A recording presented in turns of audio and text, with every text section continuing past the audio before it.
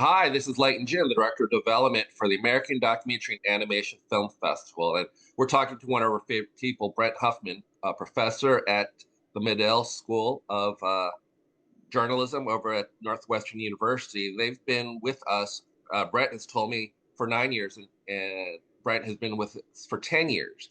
And this is a special edition because Brent, in addition to bringing his students over, he has a film he's been working on.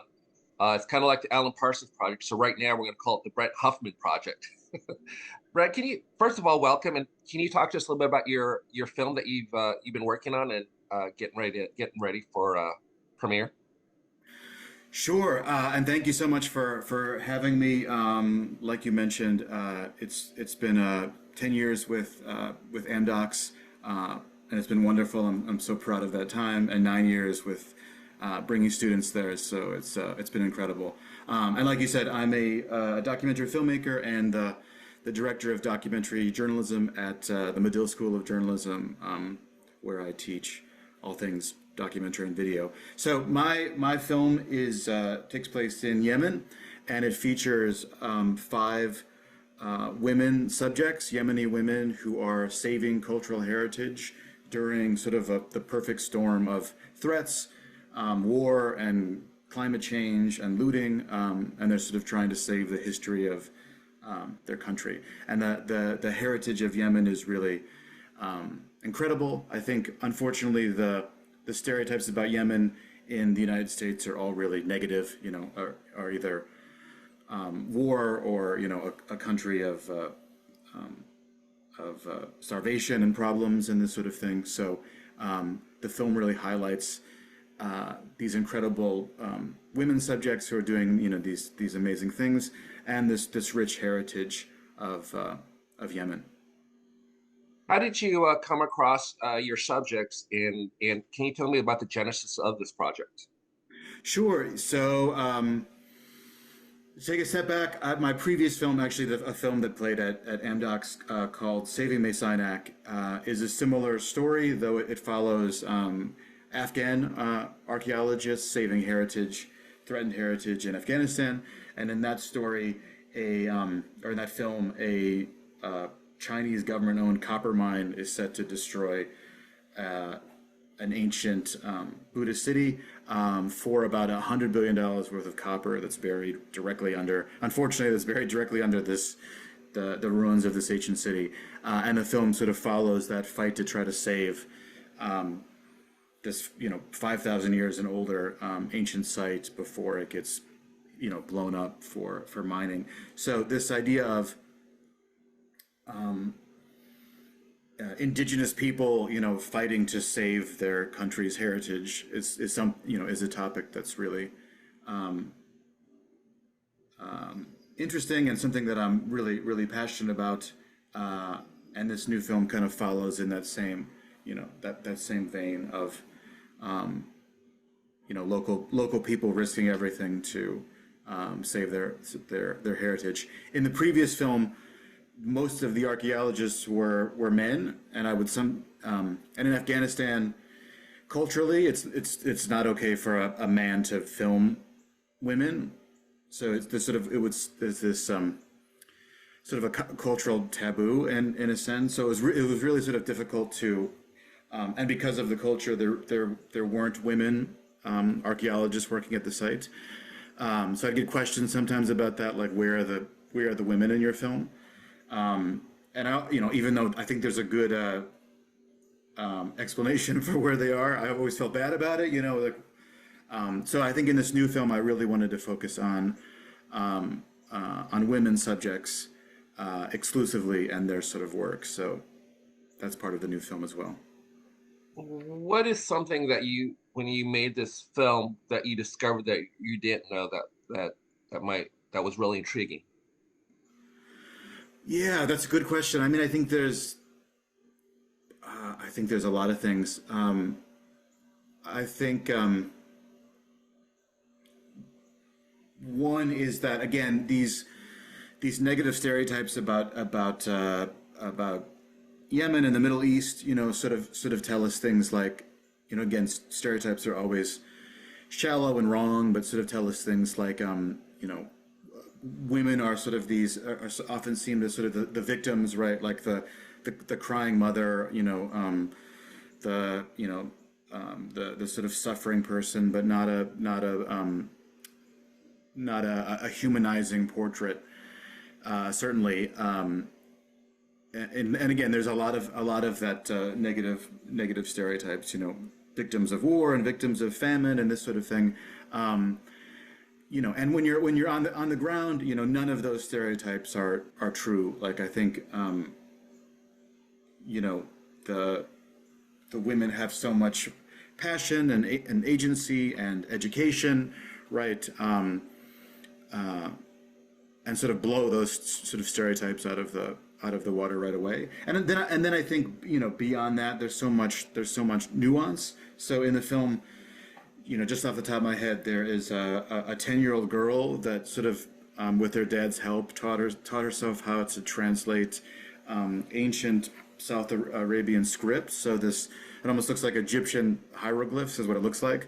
And she'd sort of, with a phone app, or on her dad's phone, taught herself how to read this ancient language, and then is sort of teaching others at her school, and it's sort of snowballed into this whole thing. So there's a lot of sort of surprising things like that. So not only is it not the stereotype, but it's this really sort of empowering and sort of incredible story. And there's so much of that.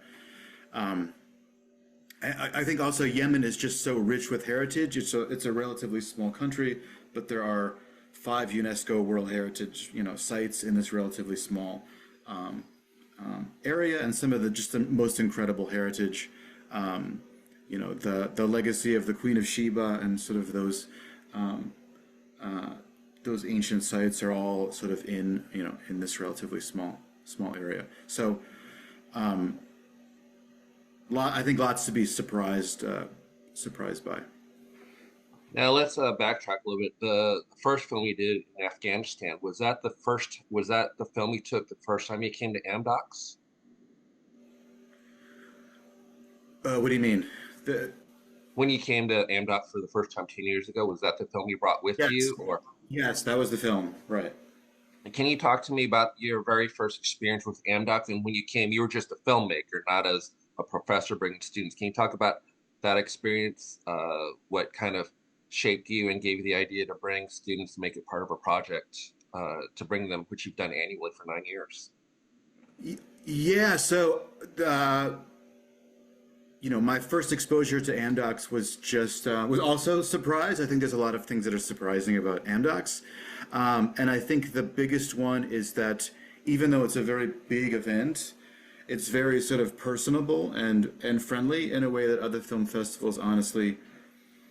I mean, not all of them are this way, but sometimes film festivals can be these sort of monoliths that are difficult to kind of understand, and especially for a student maybe, or someone that's new to get involved with, right? They could be sort of standoffish, but AmDocs, I think, has been so warm and welcoming and friendly, honestly, right? And I think every year for students, I think the festival, it sort of embraces them and sort of takes them in, right? Like, you're part of this family now, and I do think that's something that's really unique. Like the access to Teddy, let's say, at the film festival, I think he'll make himself available and speak to anybody. At other film festivals, I think it's just very, very different, right? I think the agenda of the film festival may be more, economic, or more, I don't know, glitz and glamour or celebrity based or something. But I think with AmDocs, it really focuses on the filmmakers and this kind of just welcoming, warm environment. So, there are many great things about AmDocs, but that's one thing that I think really made me want to involve students and made me want to keep sort of bringing them, back year after year. And it's been a very successful program. I mean, I know I've been with AmDocs 3 festivals, and your program's one of my favorites. And I always tell people to come check out the Medill students, because like I've told people, I'm a journalism guy, and to see these journalism student come up with these magnificent documentaries is just really amazing and very impressive. I asked you to do a little something for me before this interviews. Our top memories or top success stories coming out from Medill and from your group.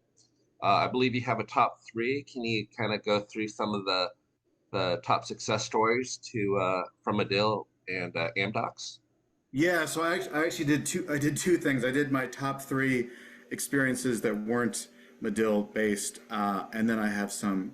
So I have more than I have more than three, but I have I have some top three um, that I just thought I would mention quickly. And these are not in any order, but like one of the, and I just said the celebrity thing was not a big deal, but at one festival, Shia LaBeouf, this is just something that I remember, had a film, and I never got to see his documentary, and Shia LaBeouf has obviously had a lot of what's the nice way to put it? He's had a colorful off-screen Yeah. life. We'll leave it at that. Yeah, and this was before. Honestly, this has been some years ago. This is before some of those things. Um, but he came over and talked to my students, and he was just so warm and friendly, and asked them about their films. It sticks with me. It was a really great. It's a great memory still, regardless of the other stuff. And then the George Takei documentary, and having George Takei there, I thought that was really wonderful, and he was also so warm and friendly. And then last year, the Academy Award-winning No Other Land. I think there were several just packed screenings of that film, and that's the first time I had seen it at AmDocs, and that was really incredible, and really incredible to see the community kind of come out for that film. Okay, so those are my non-Medill AmDocs memories, and there are lots more, but those are the ones that really stick with me.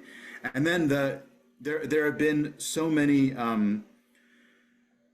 Again, I'm at the Medill School of Journalism. The journalism students that have made documentaries that have gone to premiere at AmDocs.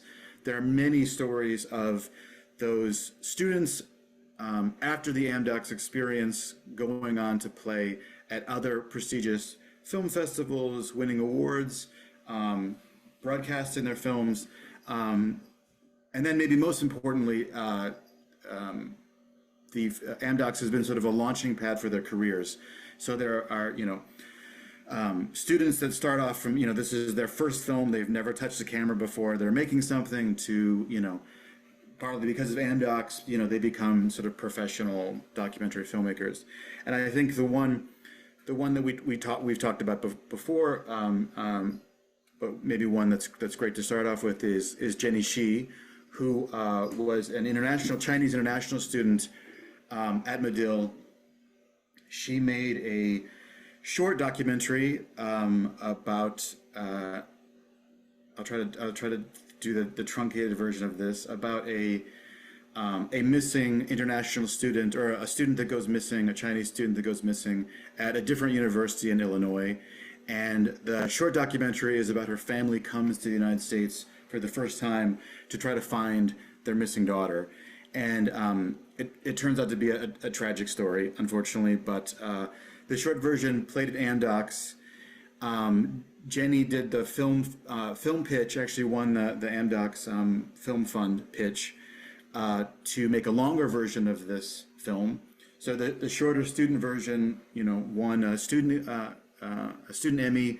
It was nominated for a Student Academy Award. Did lots of great things, and then she was able to, AmDocs being sort of the first pool of money, start to raise money to make a feature-length version of this film. I came on as a producer to kind of help that process. The feature-length film is called Finding Ying Ying. Ying Ying is the young international student's name. That film plays at AmDocs, and then that film goes on to play at South by Southwest. It won a Chinese Academy Award. It was nominated for an Emmy, and it went to Paramount Plus for an enormous amount of money that I'm not going to say here, but it was sold for an enormous amount of money to Paramount Plus. And Jenny's actually in production. She got ITVS money in production of a second feature film about a Chinese scientist who a Chinese scientist and academic who was wrongly persecuted by the FBI and the federal government over espionage charges for China. So Jenny was a sort of a breakout, success story, in large part because of AmDocs. And then there's more. Colleen Cassingham, who made a film called From Damascus to Chicago about a Syrian refugee family in Chicago, played at AmDocs. It went on to be picked up by POV on a national broadcast. So the also sold for lots of money, big broadcast. And Colleen is now a professional filmmaker. Her recent film played at Sundance, and she's has sort of an amazing career. Okay, there's two more I want to talk about, and this is actually one that I think it would be great to check in with her, Ankita Kumar, who made a film called Far From Home about an Afghan refugee family in India. That film that played at AmDocs last year, I believe, she just met the qualifications for the Professional Short Academy Awards. So she's actually putting that film, trying to get it nominated for the Academy Awards. And that film has won all kind of awards and had a long festival life. And that one was called Far From Home. And then, can I stop you really quick on that one, yes, Brett? yes, Now, yes. we saw the film last year, so are you saying she got more money to extend the film from So what we saw, or is it? Yeah, she's worked on the film a little bit. It's still a short, um, and she's gone through it took a little while, but she's gone through the process of meeting the qualifications to submit for the Academy Awards. And AmDocs being a qualifying festival is part of that qualification. But she actually you have to play the film in a theatrical setting for a week and that sort of thing. So she's finally done all of that, and it will be up in the running. I believe it starts in October. So the voting and qualification process starts in October. gotcha. Okay, I'm sorry to interrupt you, but I just wanted, because I remember meeting her. We've spoken after the festival, and she's a lovely woman, and that was a very powerful film. Yeah, she's so great, and she's so she's so passionate about documentary filmmaking now, and it's really great. Okay, and the last one I wanted to talk about. So I started teaching this prison class where I bring Medill undergrads into Sheridan Prison in Illinois, and they collaborate with incarcerated students. So students that are actually getting an education, actually through a different Northwestern program, the Northwestern Prison Education Program, and my undergrads collaborate with the incarcerated students to make short documentaries. And it's really as incredible. Hopefully that sounds incredible. As incredible as that sounds, they work together to craft these films. One of those films that played at the last AmDocs called Hey Hugo is really doing sort of incredibly well. It premiered at AmDocs. It won Best Documentary at Cine Youth, which is part of the Chicago International Film Festival. It just played Middlebury New Filmmakers in Vermont, which is a really great film festival for new filmmakers. It's in the title, obviously. And then it'll play the Chicago International Film Festival on October 25th, so next month. So it's having a really incredible awards and festival run, and always sort of launched by AmDocs. That's an incredible list, but we want to make sure we emphasize this is only scratching the surface. You guys have had a lot of great filmmakers, and they've gone on to do a lot of great things. And then we're going to touch on this is that, we're not going to go too many details, but the things have been changing rapidly that you probably read in the headlines, and they've affected Medill. Generally, they've brought about 5 students, and so that's going through some challenges. Brent has worked very hard to maintain the program for next year, and so we wanted to kind of share what Medill, the mutual impact we've had with each other, and this is also kind of an outreach for people to kind of know and help us support not just Medill, but great journalism, great filmmaking, and